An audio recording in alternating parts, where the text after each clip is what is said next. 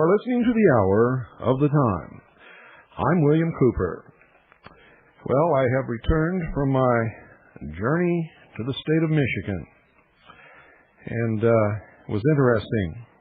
And the meeting was very good, attended by a lot of people interested in the Constitution Party. And I think we're going to do great things in the coming months. At least I hope so. You see, because things have happened in our history that very few, if any of you, know anything about. And it's about time that you learned.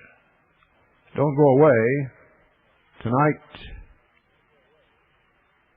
is another lesson in the history that has decided your future for you and your abdication of your responsibilities to know what in the hell is going on. Nations' airy navies grappling in the central blue. Far along the worldwide whisper of the south wind rushing warm with the standards of the peoples plunging through the thunderstorm, till the war drums throbbed no longer and the battle flags were furled, and the Parliament of Man, the Federation of the world.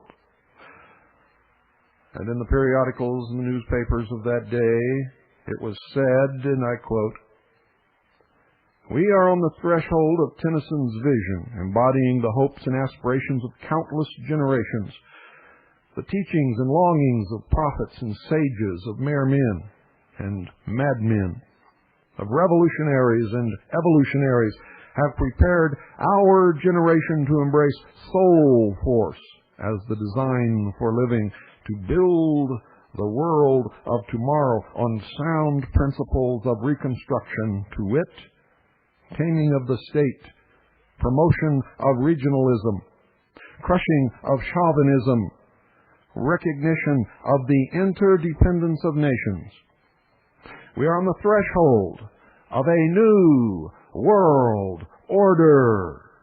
It is appropriate that the beginnings of the Commonwealth of the United Nations of the world should have been made in Washington. The United Nations of the world, the UNW, is the logical culmination of the work of the Founding Fathers, of George Washington and his co-workers who established the United States of America." End quote. And another one said, "Mr. Lewis Adamic is right.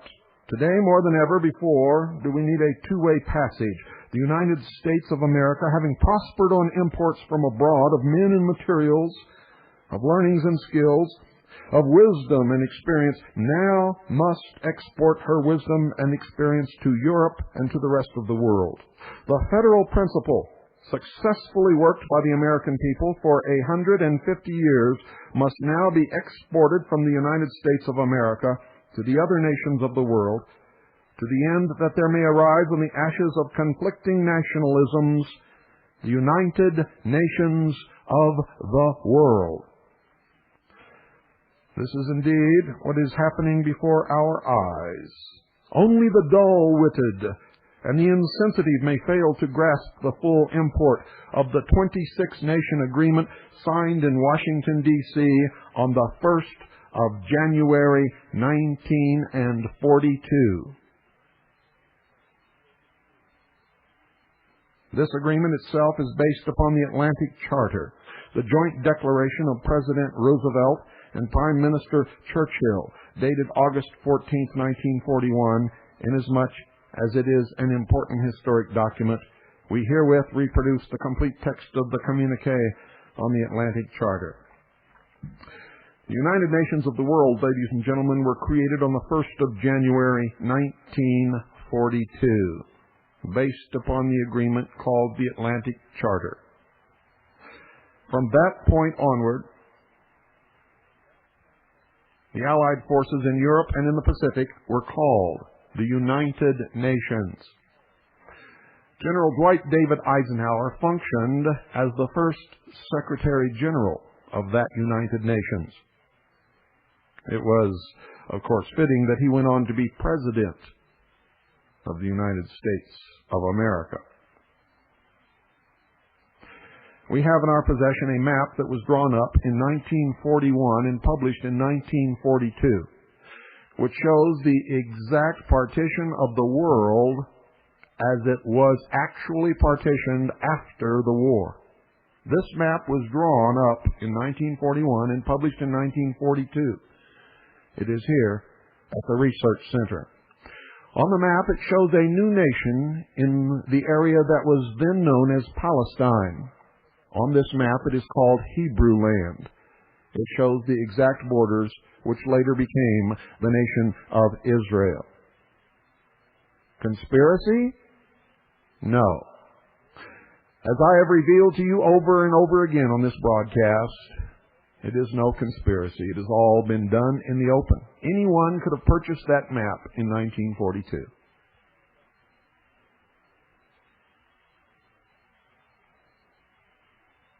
You have been asleep for many years. It is time to wipe the sand from the corners of your eyes, to stand up and gaze down at the long beard that you've grown during your slumber, to walk down into the town and see if anybody remembers who you are.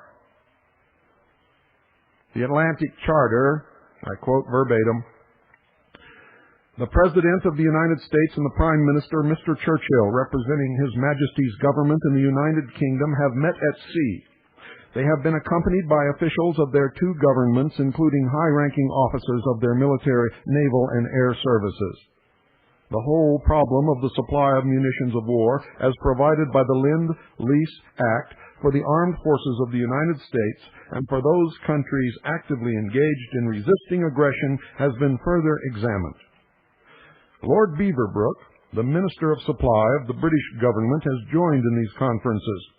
He is going to proceed to Washington to discuss further details with appropriate officials of the United States government. These conferences will also cover the supply problems of the Soviet Union. The President and the Prime Minister have had several conferences. They have considered the dangers to world civilization arising from the policies of military domination by conquest, upon which the Hitlerite government of Germany and other governments associated therewith have embarked, and have made clear the steps which their countries are respectively taking for their safety in the face of these dangers. They have agreed upon the following joint declaration. The President of the United States of America and the Prime Minister, Mr. Churchill, representing His Majesty's government in the United Kingdom, being met together, deem it right to make known certain common principles in the national policies of their respective countries on which they base their hopes for a better future for the world. First, their countries seek no aggrandizement, territorial or other. Second, they desire to see no territorial changes that do not accord with the freely expressed wishes of the people concerned. Third, they respect the right of all peoples to choose the form of government under which they will live, and they wish to see sovereign rights and self-government restored to those who have been forcibly deprived of them. Fourth, they will endeavor with due respect for their existing obligations to further the enjoyment by all states, great or small, victor or vanquished, of access on equal terms to the trade and to the raw materials of the world which are needed for their economic prosperity. Fifth, they desire to bring about the fullest collaboration between all nations in the economic field with the object of securing for all improved labor standards, economic adjustment, and social security.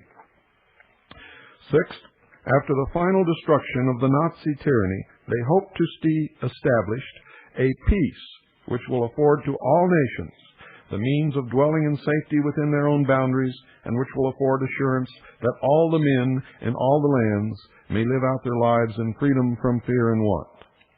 Seventh, such a peace should enable all men to traverse the high seas and oceans without hindrance.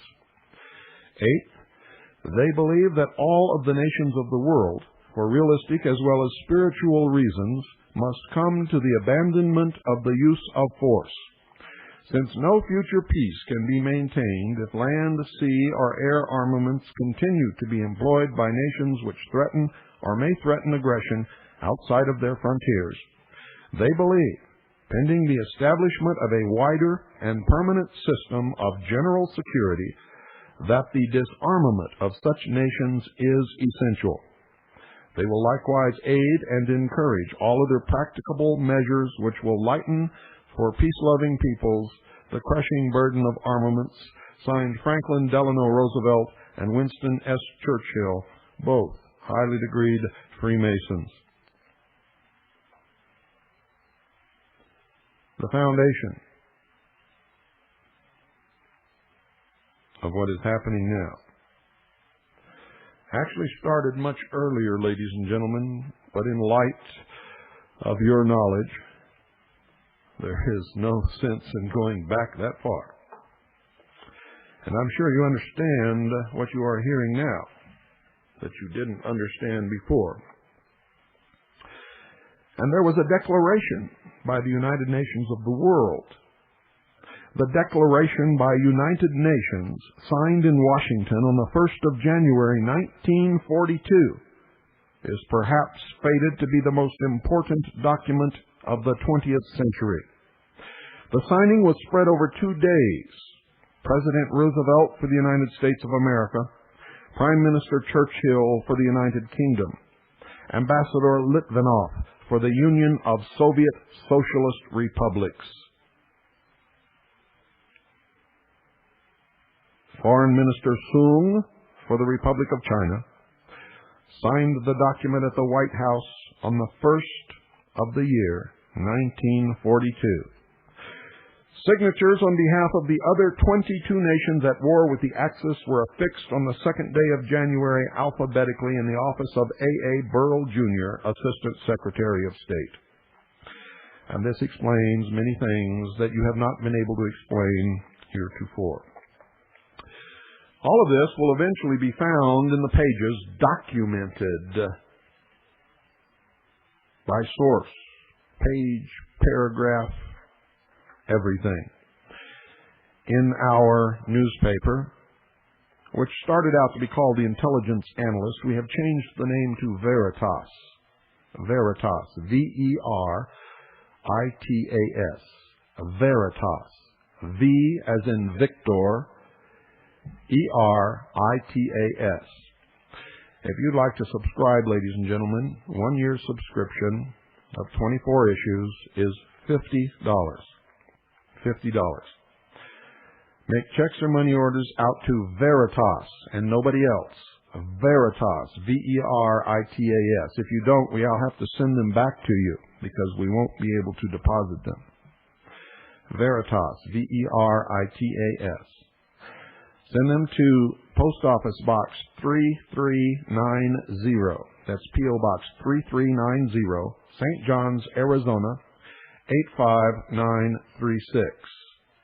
That's Veritas, P.O. Box 3390, St. John's, Arizona, 85936. If you have any questions about this, you can call us during the daytime at area code 602-337-2562. That's area code 602-337-2562. The only newspaper in the world for intelligent people. We'll not tell you what to believe. We will give you the facts. You can decide your own future. It'll be the only newspaper in the world that doesn't tell you what to believe or slant the articles to make you believe something that maybe isn't even true. The Declaration, ladies and gentlemen, by the United Nations of the world, phrased to make it unnecessary for Russia to go to war against Japan. And this statement was made by Mr. Frank L. Klucon of the New York Times, January the 3rd, 1942. It was made public at 3 p.m. on the 2nd of January, 1942, only a few hours after announcement that Japanese forces had occupied Manila. In very truth, this declaration by United Nations is a war pact. It bars separate armistice or peace on the part of any of the signatories and commits them to complete victory over their enemies and pledges mutual cooperation, economic and military.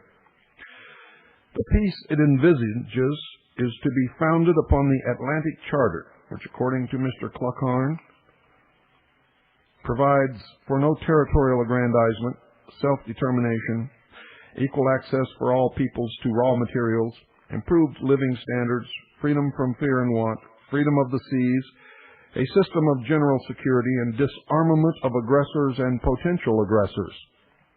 In other words, all nations, as we have outlined previously.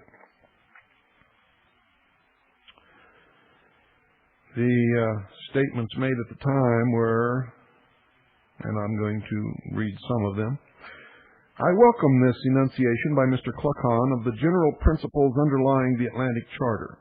How the general principles have become vitiated in concrete application in Mr. Churchill's thinking will be demonstrated. In the meantime, it is important to point out that the machinery of unified operation now being evolved under the declaration by United Nations may be, indeed ought to be, thought of as a starting point in the building of tomorrow's world order. Let us hold fast to the idea that the United Nations of the world shall be the logical extension of the United States of America, both in function and in pattern. The great importance I attach to this declaration derives, in my thinking, not from its utility as a war pact, but from its utility as an unrivaled peace instrument. That statement was by Haridas T. Muzumdar, Ph.D.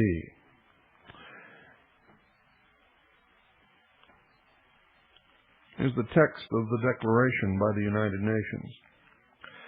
Declaration by United Nations.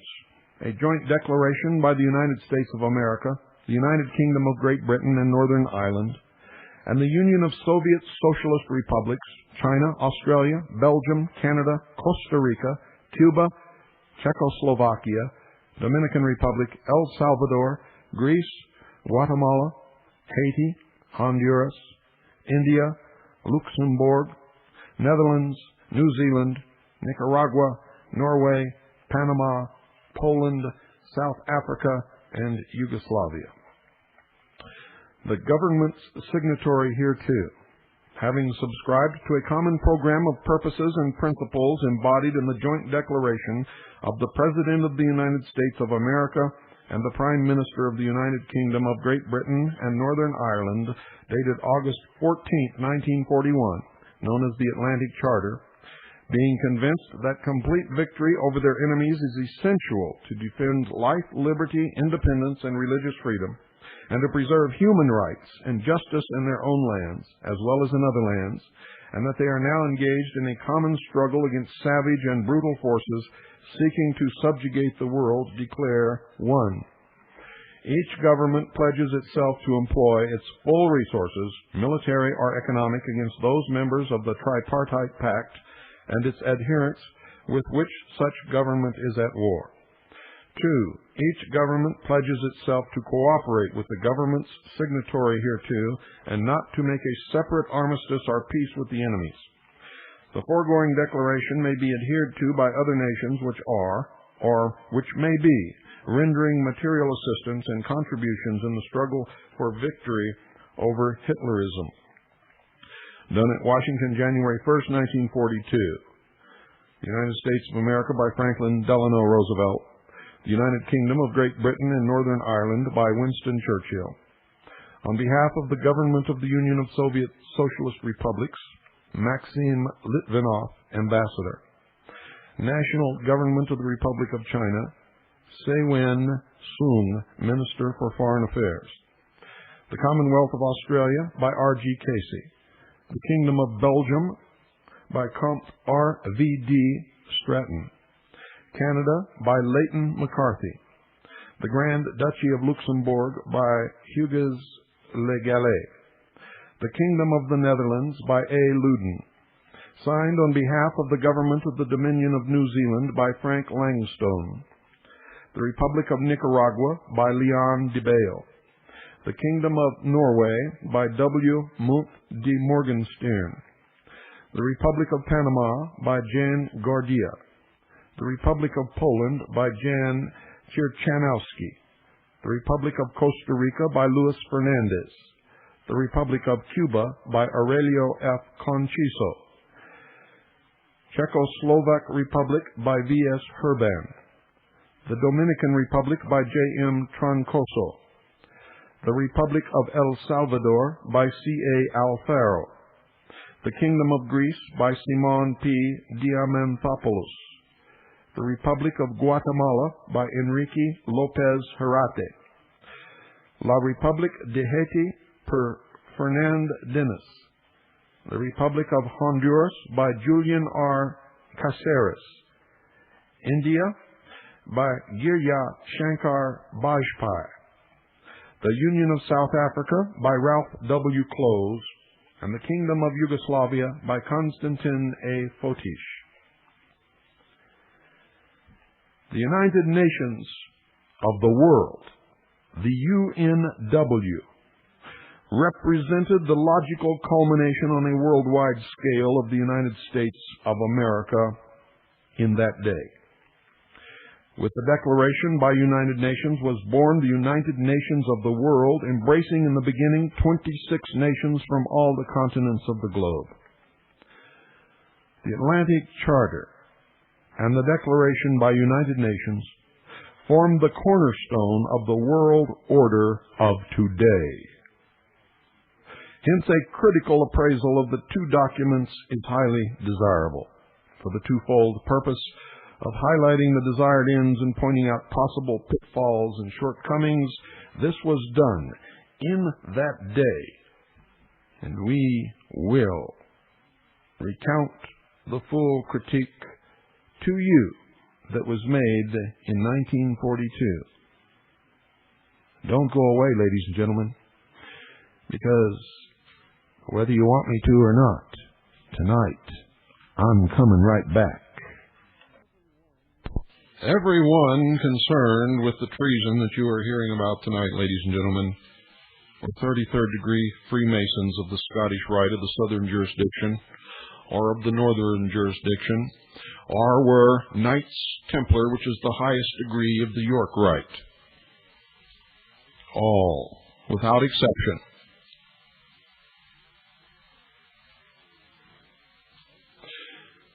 Everyone, I'm telling you now, everyone in Washington, D.C., except those who may be new to Washington, D.C., newly elected, know exactly what is happening, know exactly how it was brought about, know exactly where it is going. They are constantly performing a play on the stage for the people of the world. Democrats against Republicans. Republicans against Democrats. The President against the Congress. The Congress against the President. What is it that Shakespeare said? All the world is but a play, and we are but actors upon the stage, or something to that effect. I don't have that direct quote in front of me. You see, ladies and gentlemen, unless we, the people, exert our power, there will be a world totalitarian socialist government. For all of these people that I am telling you about tonight were socialists. Some of them were communists. All of them were members of the secret societies.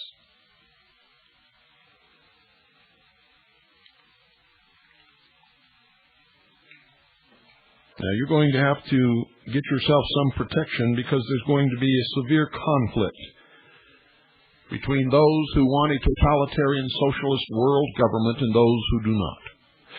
Between those who might accept a world government of another kind and those who will not. Those who want isolationism and want to maintain the status of the United States of America under its Constitution and to comply with the freely expressed wishes of the peoples of Palestine, India, and Burma.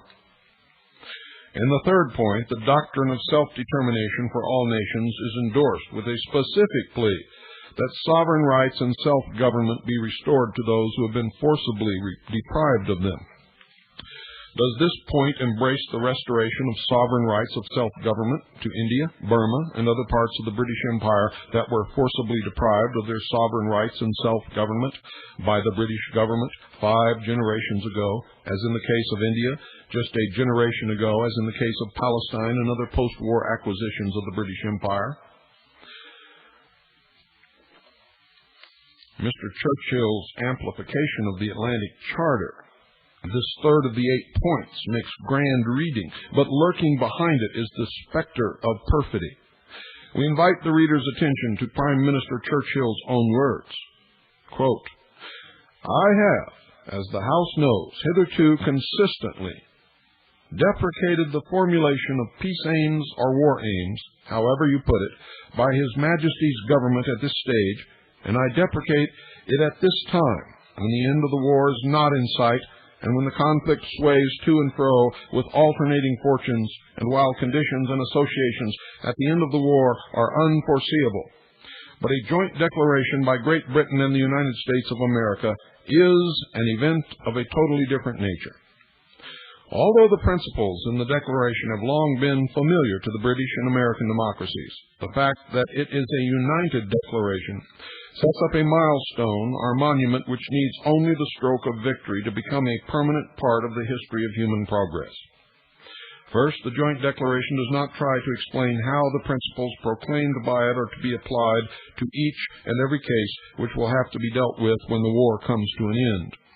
It would not be wise for us at this moment to be drawn into laborious discussion as to how it is to fit all the manifold problems with which we shall be faced after the war. Secondly, the joint declaration does not qualify in any way the various statements of policy which have been made from time to time about development of constitutional government in India, Burma, or any other parts of the British Empire.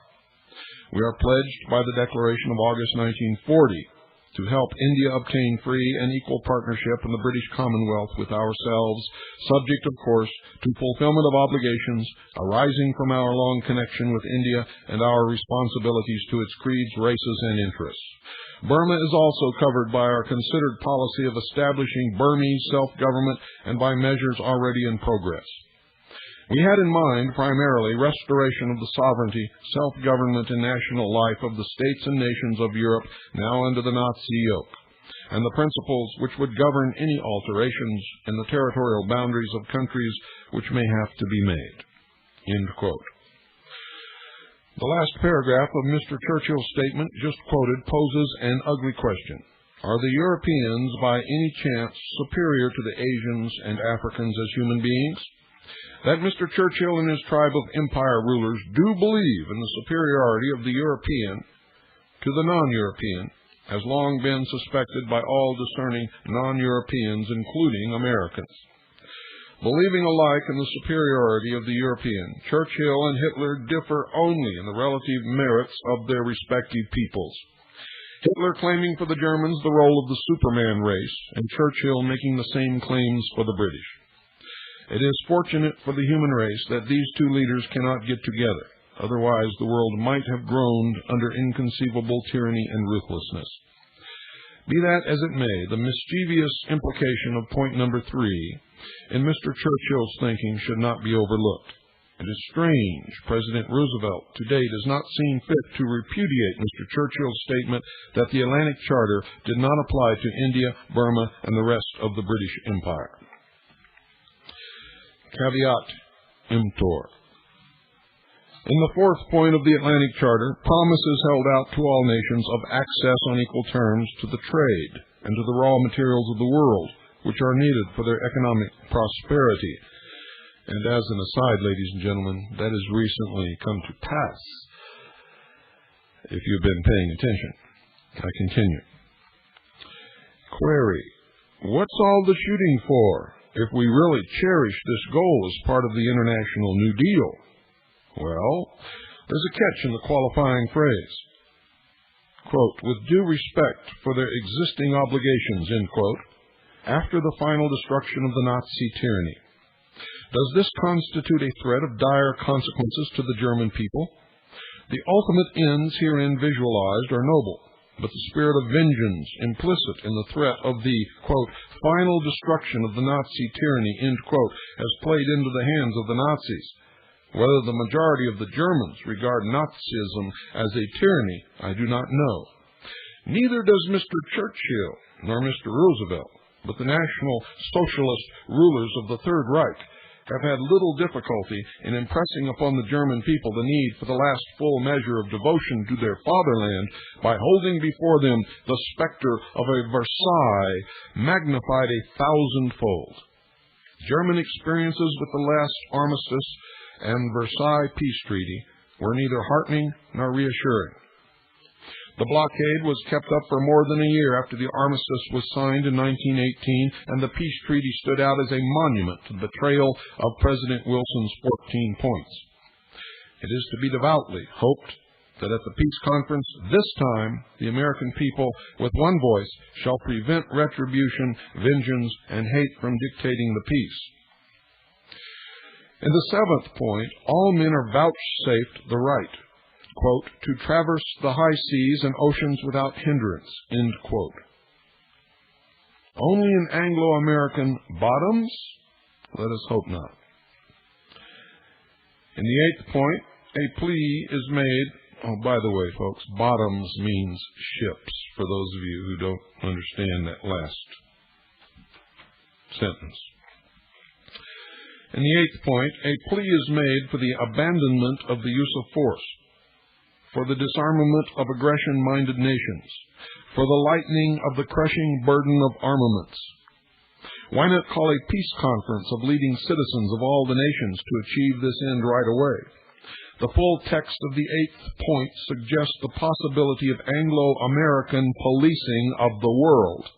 And as an aside, that is exactly what is happening. I continue. Now, if the British and the American people want to police the world, I, for one, shall be most happy to pay my share of the cost for the job, which will relieve me of all irksome interferences. But it is essential to note that police powers, to be effective and to function smoothly, must rest upon the consent of the community, explicit or implicit. I and my people may be willing to respect the self-assumed obligations of the Americans and the British to police the world, but are the rest of the peoples of the world ready to accept the situation willingly? Should any nation or group of nations object to Anglo-American policing of the world, brute force would have to be resorted to in order to line them up. And again, that is exactly what is happening. And I continue.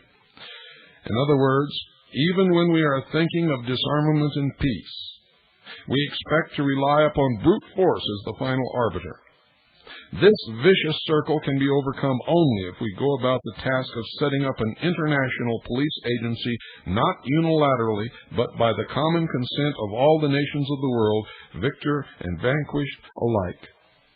And as an aside, that is the very next step. In fact, it's already done on paper. And in fact, we are functioning as the police force for the United Nations. While the world is being scammed into believing that it is the United States' unilateral action, of course it is not. And I continue. Then indeed, and not until then, shall we be in a position to replace brute force with police powers and to create the duly accredited police agency of the United Nations of the world. And that is just around the corner, for we are in stage 3 of the disarmament process as I speak. Ladies and gentlemen, President Roosevelt, by all odds, is the greatest shatterer of precedents and traditions. He was, in fact, a closet socialist and most probably a communist his whole life. He's given us many new terms, phrases, and concepts. His New Deal was a master stroke of genius toward the New World Order. For it took responsible, independent thinking Americans and made them dependent upon the dole.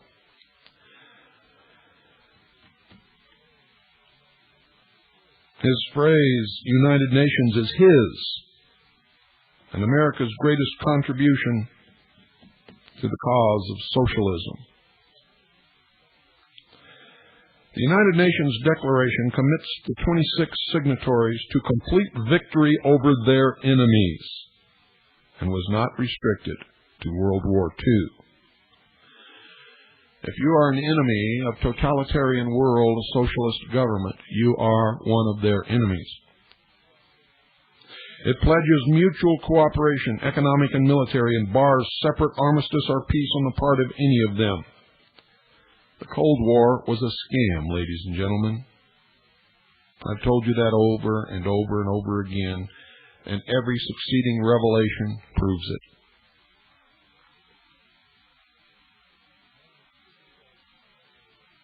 Among the signatories to the Declaration, we fail to find any mention of Burma.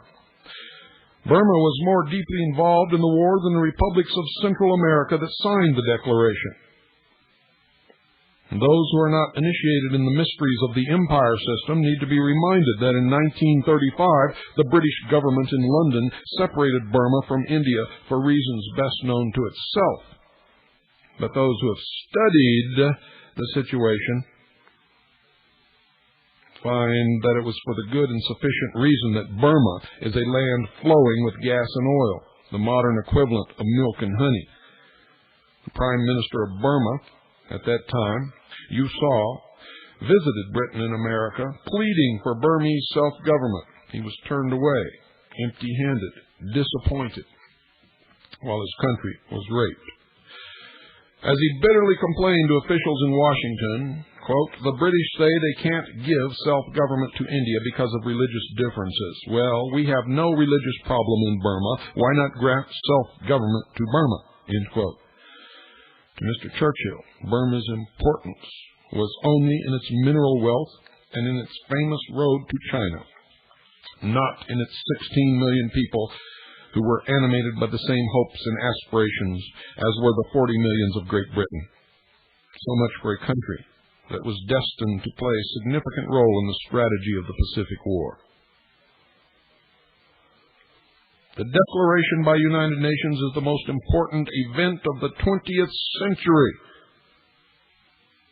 Whether the war lasted a year, 5 years, 10 years, or 5 and 20 years, the historic importance of that document is only growing with the passage of time. Wittingly or unwittingly, and in my studies, I believe, fully with full knowledge, participation, understanding, and full wit, Franklin Delano Roosevelt, and then his successor, Harry S. Truman, the Presidents of the United States of America, laid the foundation of the United Nations of the world, with Washington as the megapolis of the New World Order, concentrating the power of the military might of the United States of America, and with London as the financial center, the empire of money, conceived by poets and statesmen born of the aspirations of the commonality of mankind throughout the ages, meeting in secret behind the lodge door, the United Nations of the world has had a fiery baptism.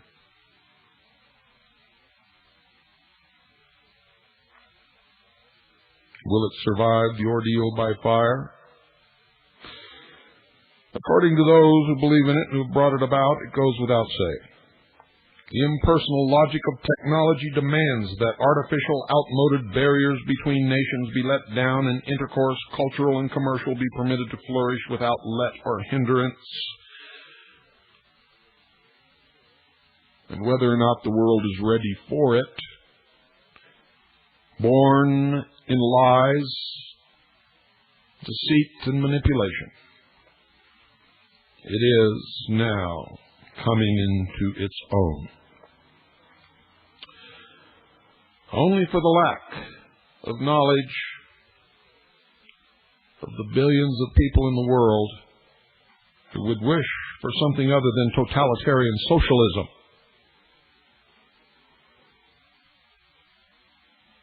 Most would agree that war is a terrible, terrible thing. And having fought a war, I can tell you that that is absolutely true. There is no glory in war, and there are no heroes. To wish for a peaceful world is sanity. To wish for a totalitarian socialist world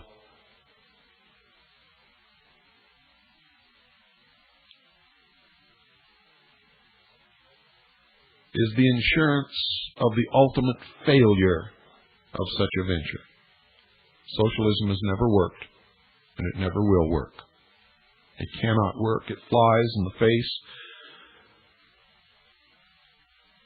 of humanity.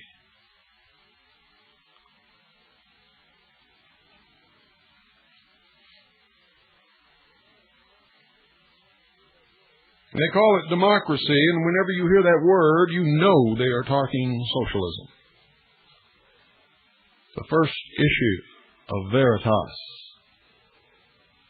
will knock you down. Will open your eyes. For the first time in your life, you may be able to see. A copy will go to every member of the House of Representatives and the Senate, to the Supreme Court, to the President and Vice President. It will go to every member of CAGI and the Intelligence Service and to all who subscribe. And we have a subscription referral program for those of you who are currently subscribers. It's a good way for you to make some extra money, help educate America, and help increase the circulation of this newspaper. The only one in the world that will tell the truth, that will not tell you what to think, and that will document every single thing it says so that you can duplicate whatever research was done to put it together. Veritas. Veritas means truth, and truth conquers all things. The subscription referral service, ladies and gentlemen, first you have to be a subscriber at the $50 rate for a one-year subscription. Once you are a subscriber, you may sell subscriptions for $50. You keep 10, send us 40. All checks or money orders made out to Veritas, Veritas. And for every subscription you sell, you have made yourself $10. And we've done this so that you can make money and so that you can help spread truth across the world.